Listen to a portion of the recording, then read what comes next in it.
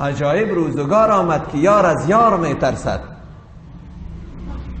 عجیبتر این که خلق از رفتن بازار می ترسد.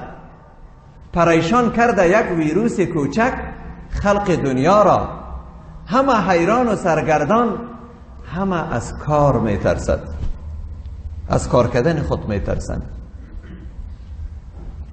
کجا شد آن غرور و آن تکبرهای پوشالی؟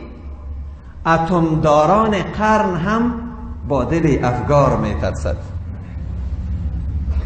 ز یک ویروس بینام و نشان دلها هراسان شد. ز یک ویروس بینام و نشان دلها هراسان شد. چرا خرد و بزرگ، دیوانه و هوشیار می ترسد؟ اگر علم این همه پیشرفت کرده در جهان امروز، چرا از دستگیری دروازه و دیوار می ترسد؟ حتی دروازه هایشان باز می مانند. میگه با دستگیره که دروازه که دست زدی و دیگه کس هم دست داد، ویروس شیوع پیدا میکنه. شما با این تکنولوژی تان از دستگیری دروازه می ترسید؟ الله برای مردم درس داده رئیس.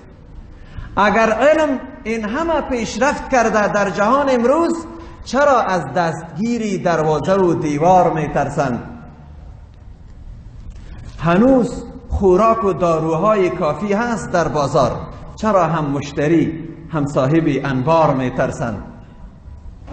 جماعت ها معطل شد، مساجد بسته گردیدند و از عبادت و از نماز و ذکر و استغفار می ترسند.